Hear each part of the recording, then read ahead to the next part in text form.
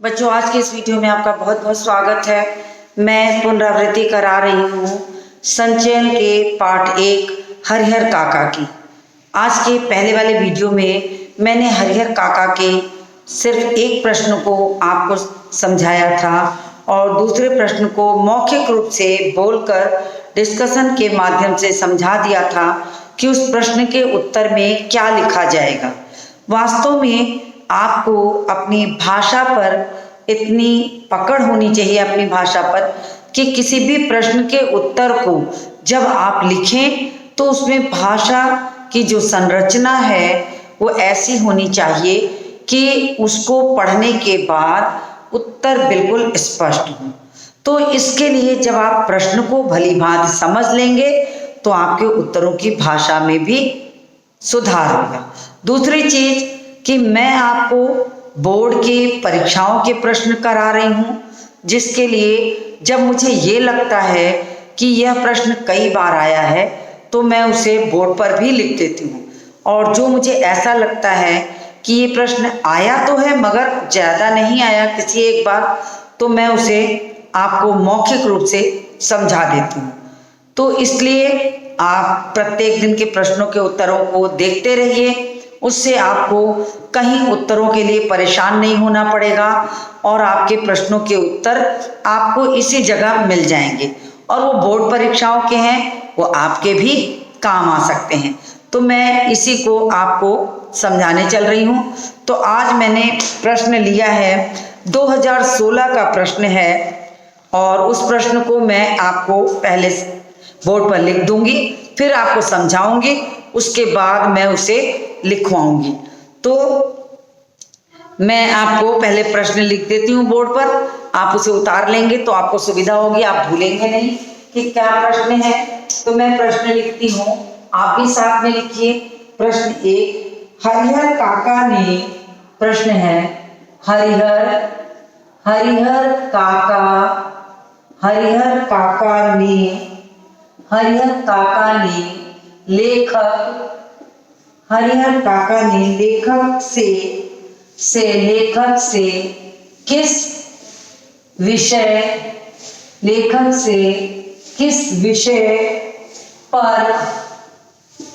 काका ने लेखक से किस विषय पर चर्चा की। इस चर्चा का क्या परिणाम निकला? इस चर्चा का क्या परिणाम निकला? तो देखिए ये प्रश्न आया है 2016 में 5 नंबरों के लिए। 2016 में आया है 5 अंक के लिए, 5 अंक हेतु। तो मैंने आपको ये भी लिख दिया कि 5 अंकों के लिए ये प्रश्न है। तो अब प्रश्न में क्या पूछा गया है पहले उसको सुनिए। प्रश्न में कहा गया है कि हरिहर काका ने लेखक से किस विषय पर चर्चा की, इस चर्चा का क्या परिणाम निकला। तो हरिहर काका ने लेखक से एकांत में इस बात की चर्चा की कि उन्हें अपने हिस्से की जमीन का क्या करना चाहिए। उन्हें जब ये समझ में नहीं आता कि वास्तव में उनके भाई सही हैं अथवा ठाकुरबाड़ी के महंत सही हैं, उन्हें अपनी जमीन अपने भाइयों को दे देनी चाहिए अथवा उस जमीन को ईश्वर की नेक राह में लगा देना चाहिए। लेकिन जब हरिहर काका ठाकुरबाड़ी में जाते हैं तो उन्हें ये लगता है कि वास्तव में ठाकुरबाड़ी के महंत और उनके खुद के भाइयों में कोई बहुत अंतर नहीं है। ठाकुरबाड़ी के जो संत रहते हैं वे भी क्या करते हैं, वे ये करते हैं कि हरिहर को बहलाकर फुसलाकर डर दिखाकर नाम भविष्य में जिंदा रहने की लालच देकर तमाम तरह की चीज़ों को देकर वो चाहते हैं कि हरिहर की इतनी सेवा की जाए कि हरिहर प्रसन्नता पूर्वक अपनी जमीन ठाकुरबाड़ी के नाम कर दे। ठाकुरबाड़ी के महंत उन्हें समझाते हैं कि जीवन तो बहुत छोटा है, मनुष्य आएंगे, मृत्यु हो जाएगी, चले जाएंगे, लेकिन अगर तुम कोई चीज छोड़ के चले जाओगे तो वो हमेशा हमेशा के लिए अमर हो जाएगी। और तो और उन्हें ऐसी नेक सलाह देने वाले बहुत सारे लोग थे, राजनीतिक दल थे। वो ये कहते हैं स्कूल बनवा दो, विद्यालय बनवा दो, हरिहर प्राइमरी विद्यालय बनवा दो, ताकि उसके माध्यम से भी तुम जीवित रहो। कुल मिलाकर मेरे कहने का तात्पर्य ये है कि जब हरिहर काका को अपने परिवार, ठाकुरबाड़ी और गांव के सभी लोगों से उनको इस बात का कष्ट होता है कि वास्तव में कोई भी उनकी हमदर्दी करने वाला नहीं है, तब उन्हें ये लगता है कि वो इस बात को किसी ऐसे व्यक्ति से करे जो उन्हें नेक सलाह दे। तो लेखक ने, जिन्होंने हरिहर काका ये कहानी लिखी, ये उनके बहुत करीबी थे। बचपन से हरिहर काका के साथ उठे बैठे और खेले थे। वो काका उनको बहुत करीब से जानते थे, उनके साथ खेलते थे। तो इन्हें लगा कि हरिहर काका को लगा कि ये बात अगर मैं अपनी इनसे कहूँ तो संभवतः मुझे सही रास्ता मिल जाए। इसीलिए संभवतः लेखक से उन्होंने ये बात कही होगी और इसीलिए संभवतः लेखक को उनकी हरिहर काका की उस बात को कहानी के रूप में लिखने की सूझी होगी। तो मैंने आपको दोनों चीज यहाँ समझाई है और उसका परिणाम क्या निकला कि उन्होंने जो राह दी कि उसके बाद निर्णय ये हुआ कि जीते जी जायदाद किसी को नहीं लिखनी चाहिए, क्योंकि दुनियादारी में जितनी भी चीज़ें आज देखने को मिलती हैं वो सारी चीज़ें मनुष्य की जो रक्त संबंध के लोग होते हैं उनमें भी ये देखा गया है कि वो क्या करते हैं कि वो सारी चीज़ों को इसी तरह से लेते हैं, अपनी आवश्यकता भर की चीज़ों का उपयोग किया और बाद में उसे बिल्कुल दरकिनार कर दिया।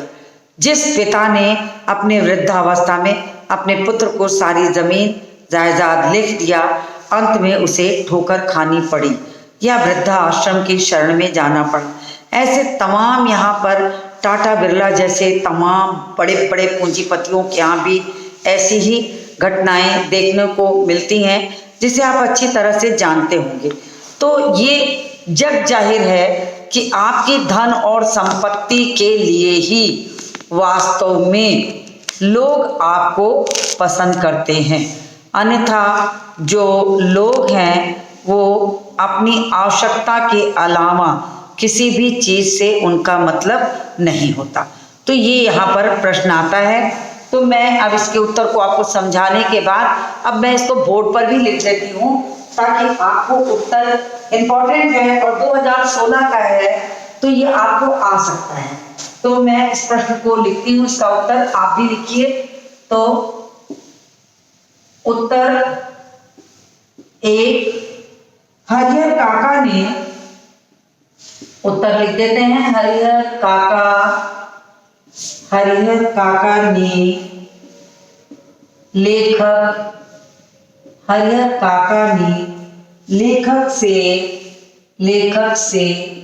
एकांत, हरिहर काका ने लेखक से एकांत में इस बात की चर्चा की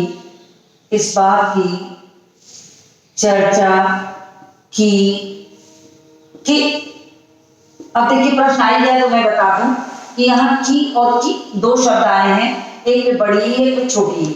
यहाँ पर ये क्रिया है, यहाँ पर ये योजक है। तो ये भी आपको बताने का मुझे मौका मिल गया, तो आप इस चीज को भी ध्यान में लेके चलिए। चर्चा की कि उन्हें अपने हिस्से की जमीन का क्या करना चाहिए। चर्चा की कि उन्हें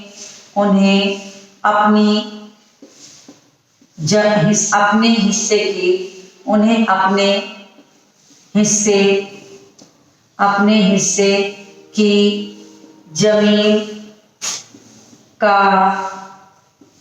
हिस्से की जमीन का क्या करना चाहिए।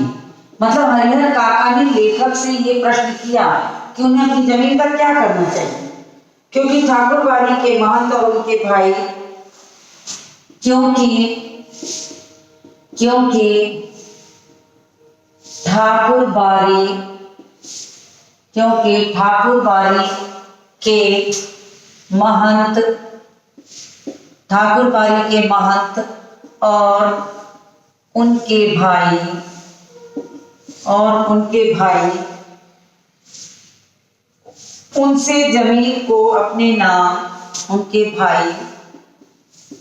उनसे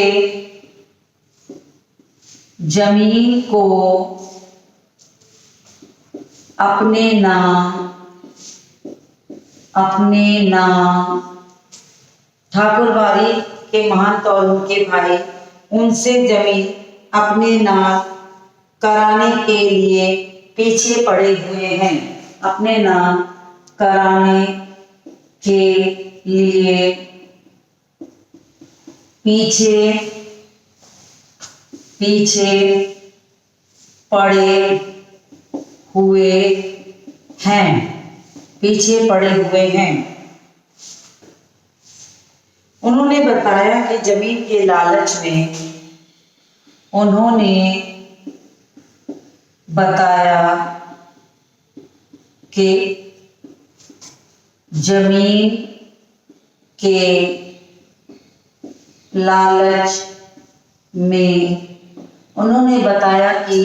जमीन के लालच में एक और उनके भाई की जान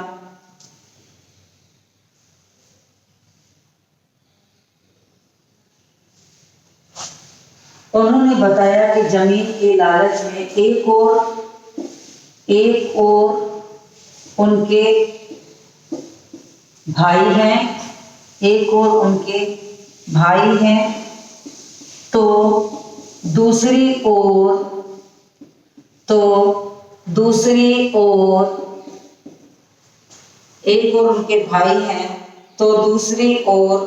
ठाकुर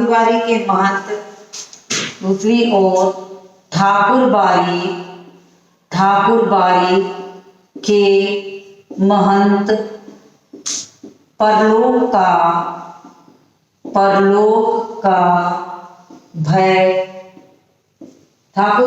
के महंत परलोक का भय दिखाकर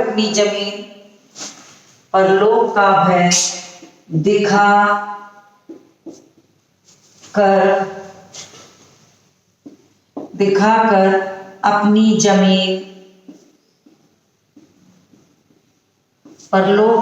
दिखाकर अपनी जमीन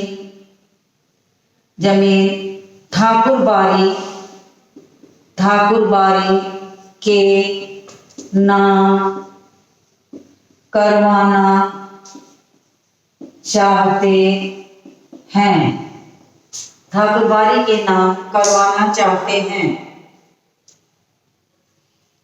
महंत की बात न मानने पर उनका अपहरण कर लिया गया। महंत की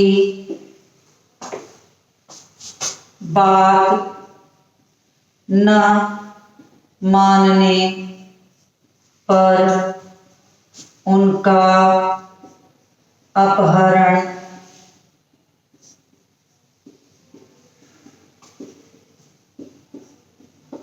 कर लिया गया। महंत की बात न मानने पर उनका अपहरण कर लिया गया और उनके साथ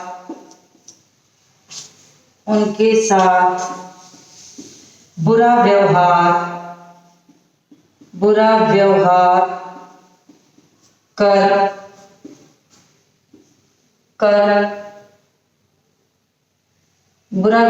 कर मुंह में कपड़ा ठूंस कर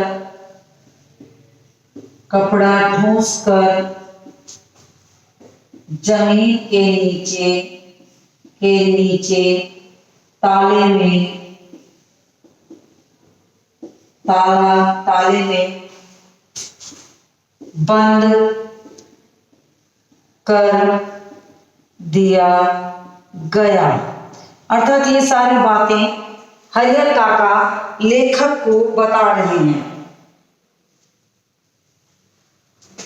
हरिहर काका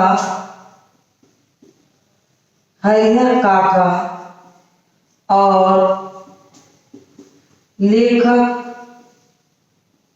के बीच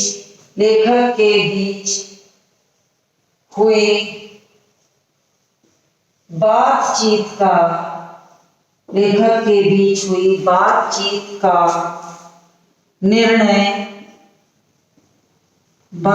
का निर्णय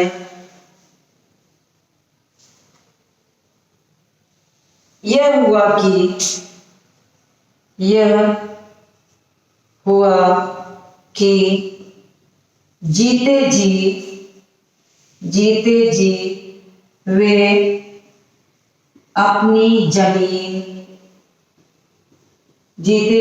वे अपनी जमीन न तो ठाकुर बाड़ी के महंत, मुझे लग रहा है आपको नहीं दिखेगा, मुझे ऊपर लिखना पड़ेगा, तो आप इसको 5 नंबर का प्रश्न थोड़ा बड़ा होता है तो आप इसका स्क्रीनशॉट ले लीजिए, फिर मैं इसको रब करूंगी। मैं थोड़ा सा कैमरे को एडजस्ट कर दूंगी तो ये आपको अच्छे से दिखने लगेगा। तो मैंने इसको एडजस्ट कर दिया, आप इसका स्क्रीनशॉट ले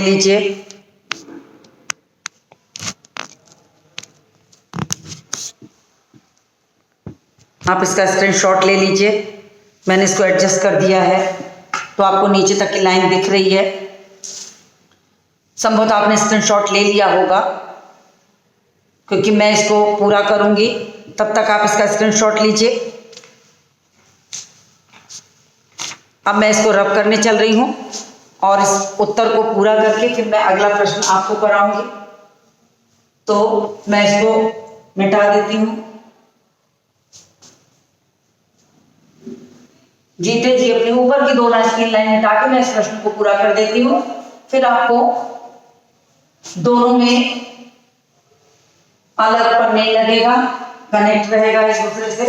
सबसे मैं थोड़ा सा मिटा के लाइन पूरी करती हूँ। तो अपनी जमीन न तो ठाकुरबाड़ी के महंत के नाम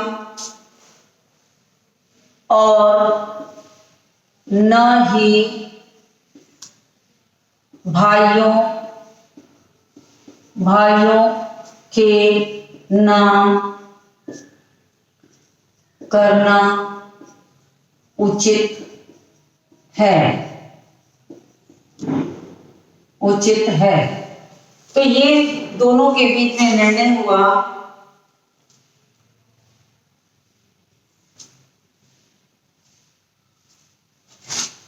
दोनों लेखक के बीच और हरिहर काका के बीच यही निर्णय हुआ कि जीते जी जमीन किसी के नाम नहीं करनी चाहिए, क्योंकि जितने लोगों ने ऐसा किया वो वास्तव में दुख और कष्ट ही उठाए हैं।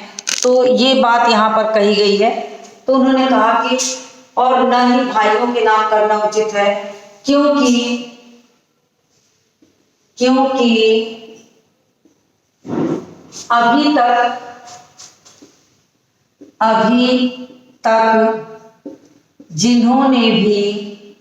अभी तक जिन्होंने भी ऐसा किया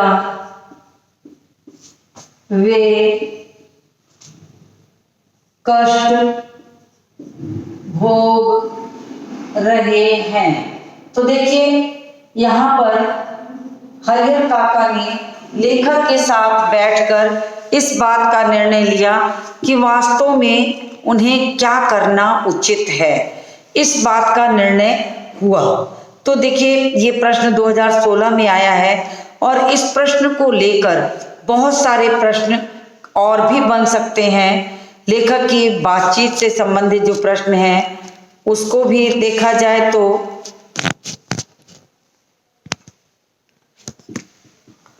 तो आपको स्पष्ट हो जाएगा कि हाँ कैसे प्रश्न का उत्तर लिखा जाता है। भाषा और शब्दों पर अगर आपका संयम है तो आपके प्रश्नों का उत्तर जो है वो अच्छा होगा। तो मैंने इतनी चीज आपको बता दी। अब मैं आपको एक प्रश्न अभी और बताऊंगी जो कि इम्पोर्टेंट है और आया है 2015 में। 2015 का ये प्रश्न है कि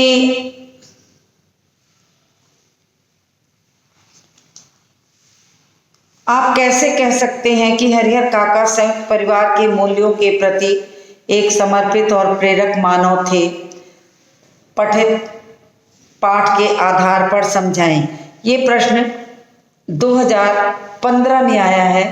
तो संयुक्त परिवार के मूल्यों को आपको बताना होगा कि संयुक्त परिवार की परिभाषा ये होती है कि उस परिवार में जो लोग भी होते हैं सब एक दूसरे की देखरेख करते हैं, एक दूसरे के दुख के लिए होते हैं।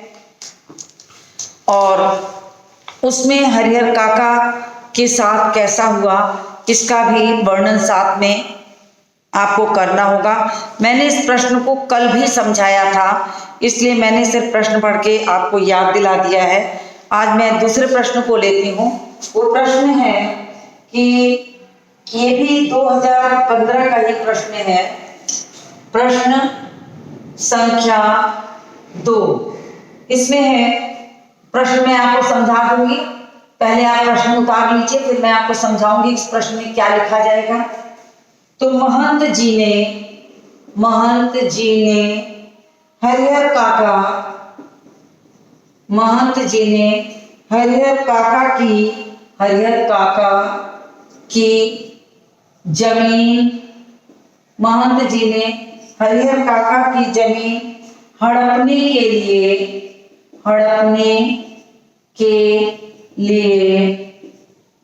हड़पने के लिए धर्म,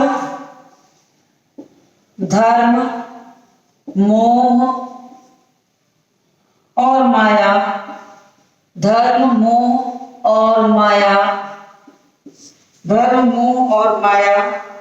का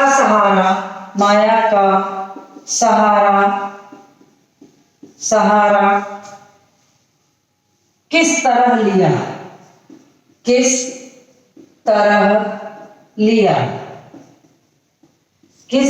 लिया, उनका ऐसा करना आप उचित समझ मानते हैं?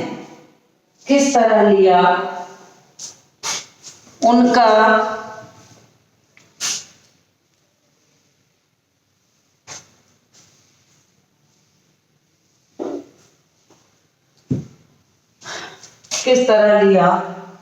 उनका ऐसा करना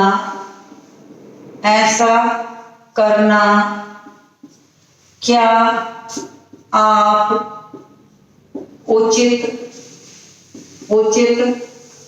मानते हैं? ये प्रश्न है आपका 2015 का ही प्रश्न है। ये भी 2015 का है और 5 अंकों के लिए 5 अंकों के लिए। तो 5 अंक के ये प्रश्न है, 1-2 लाइन के उत्तर से इसमें काम नहीं चलेगा। 5 अंकों का प्रश्न है। तो मैं आपको इस प्रश्न को समझा के, अब देखिए, इस प्रश्न के उत्तर में आपको ये लिखना होगा कि कैसे ठाकुर बाड़ी के महंत धर्म का भय दिखा करके, डर दिखाकर, माया और मोह दिखा करके कि मृत्यु के बाद भी तुम अमर रहोगे, ये सारी चीजें कह के कैसे हरिहर काका को लूटना चाहते हैं। तभी तो हरिहर काका को ये लगता है कि उसके परिवार के सदस्य, उनके भाई और महंत में कोई अंतर नहीं है। बस अंतर इतना था कि वो घर में भी सुरक्षित नहीं थे और बाहर में भी सुरक्षित नहीं थे। वो अपने थे और वो पराए थे। तो इस तरह से देखा जाए तो यहाँ पर ये भी कहा गया है कि दोनों का कैसे दिखाया जाए। इस प्रश्न के उत्तर में थोड़ी सी मैं बहुत संक्षेप में लिखूंगी, तो मैं आपको बता देती हूँ कि जब खलिहान की ओर हरिहर काका गुस्से में चले जाते हैं,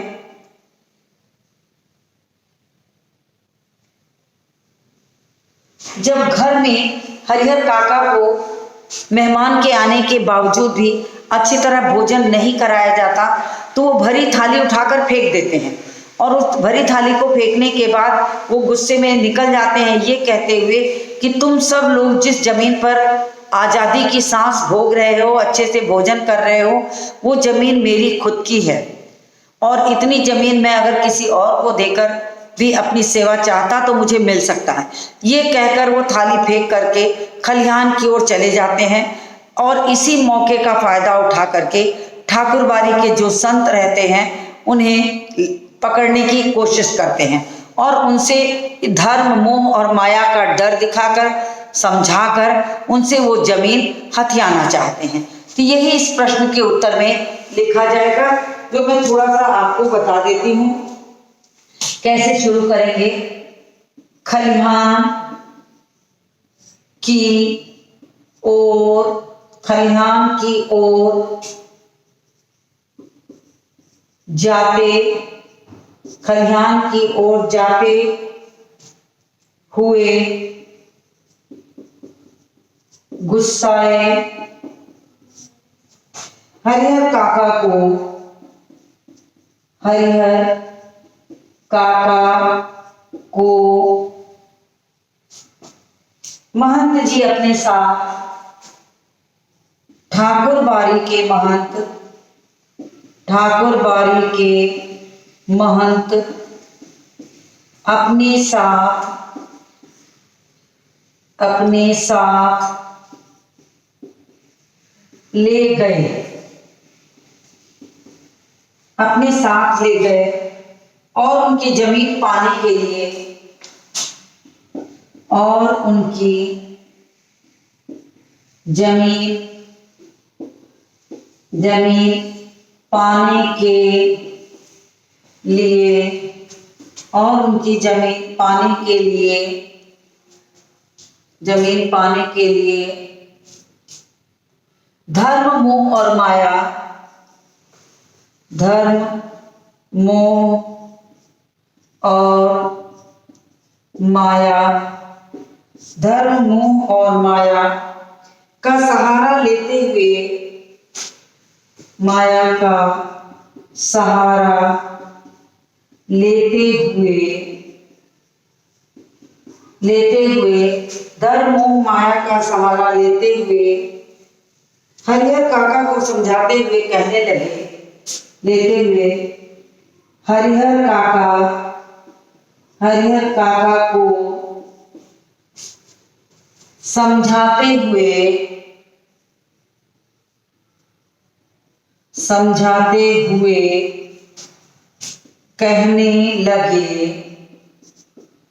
समझाते हुए कहने लगे,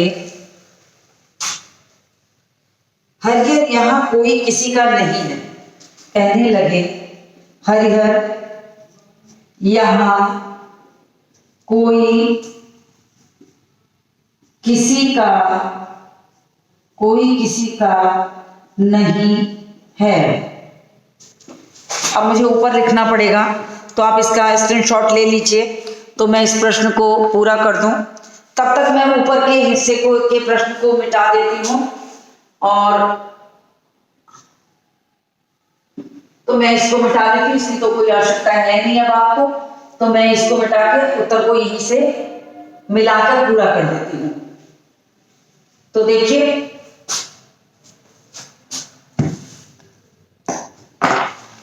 तो वो कैसे कहते हैं कि हरिहर यहाँ कोई किसी का नहीं है, सब माया का बंधन है, किसी का नहीं है,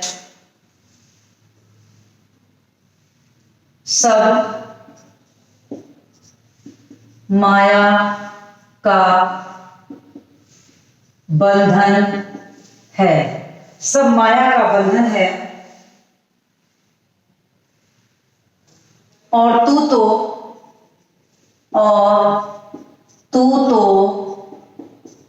धार्मिक प्रवृत्ति का, तू तो धार्मिक प्रवृत्ति का, तू तो धार्मिक प्रवृत्ति का आदमी है, प्रवृत्ति का आदमी है।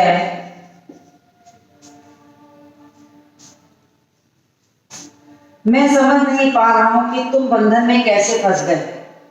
प्रवृत्ति का आदमी है, मैं मतलब ठाकुर बारी के महंत कहते हैं, मैं समझ नहीं पा रहा हूं कि तुम कैसे फंस गए।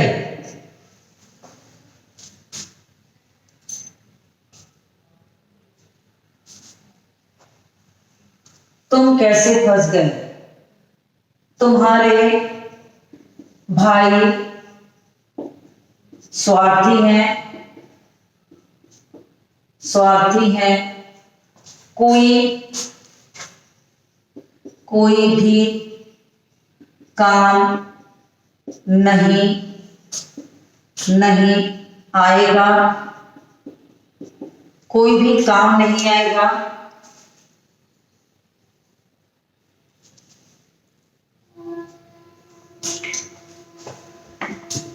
कोई भी काम नहीं आएगा, इसलिए काम नहीं आएगा, इसलिए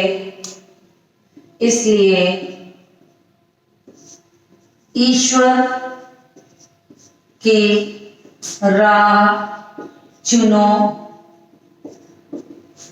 और अपना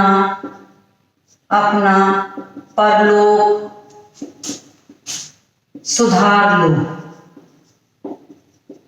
अपना परलोक सुधार लो।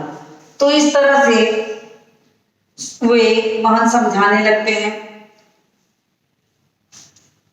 महंत द्वारा हरिहर काका के साथ जैसा व्यवहार किया गया उसे मैं तनिक भी उचित नहीं समझता।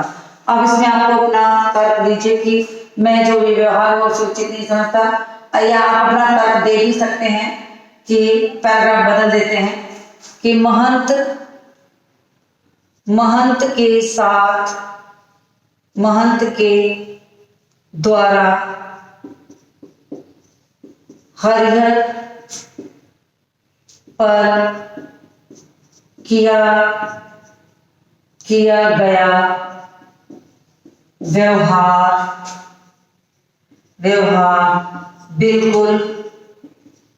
बिल्कुल उचित नहीं है, बिल्कुल उचित नहीं है। यही आपको यहाँ बताना है कि हरिहर के साथ जो व्यवहार कर रहे थे वो उचित नहीं थे, वे भी उचित नहीं है। वे भी भाइयों की तरह ही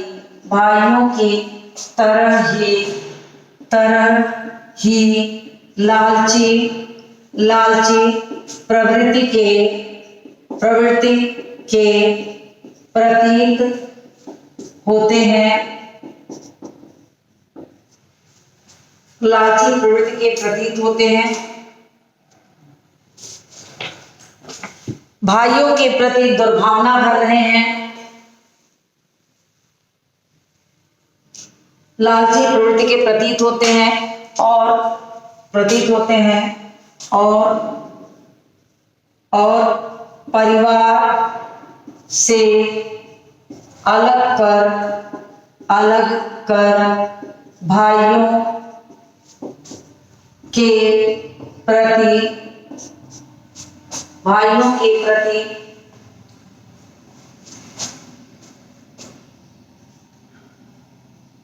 भाइयों के प्रति दुर्भावना भर रहे हैं, जो बिल्कुल